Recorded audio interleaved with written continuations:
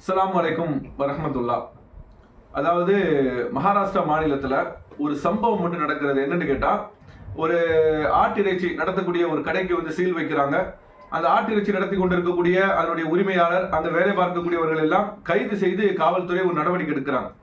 அப்படி செய்யும் அளவிற்கு என்ன பெரிய பாவத்தை அவர் செய்திருக்கிறார் என்று கேட்டால், அவர் விற்பனை செய்யக்கூடிய அந்த ஆட்டுல அடையாளத்திற்காக வேண்டி ஒரு பெயருடைய சுருக்கம் வந்து அங்க எழுதப்பட்டிருக்கிறது.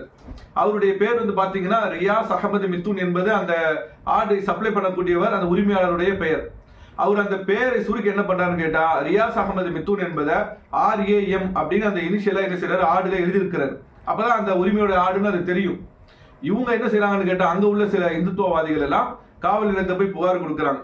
இவங்க வந்து கடவுளை இழிவுபடுத்திட்டாங்க, ராம் என்ற பெயரை வந்து அது எழுதியதை அறுக்கிறாங்க என்றெல்லாம் புகார் கொடுத்த உடனேயே காவல்துறை எந்த விதமான முழுமையான விசாரணை இல்லாமல், இந்துத்துவ சக்தியோட ஒரு அழுத்தம் ஒரு வழக்குல இருக்குமானால் உடனடியாக இன்றைக்கு காவல்துறை செயல்படக்கூடிய நிலைகளை நான் பார்க்கிறோம். அது மாதிரி என்ன செய்யறாங்கன்னு கேட்டா, உடனடியாக அவர்களை கைது செய்கிறார்கள், கடைக்கு சீல் வைக்கிறாங்க, ஆடுகளை பறிமுதல் செய்கிற அளவிற்கு ரொம்ப மோசமாக நடந்திருக்கிறது மகாராஷ்டிரா மாநிலத்துல. அதன் பிறகு அதனுடைய உரிமையாளர்கள் எல்லாம் நீதிமன்றத்தை நாடி கடுமையான பல சட்ட போராட்டத்திற்கு பிறகு 2 மாத காலத்திற்கு பிறகு நீதிமன்றத்தால் இன்றைக்கு தீர்ப்பு வந்திருக்கிறது. அது உண்மையிலேயே அந்த பெயருடைய சுருக்கத்தை தான் எழுதியிருக்கிறார்கள், அதுல மத சம்பந்தமான எந்த நிந்தனையும் இல்லை என்பதையெல்லாம் நீதிமன்ற தீர்ப்புக்கு பிறகுதான் இன்றைக்கு அவர் விடுவிக்கப்பட்டிருக்கிறார். அதே போன்று அந்த பறிமுதல் செய்யப்பட்ட ஆடுகளும் அது ஒப்படைக்கப்பட்டிருக்கிறது.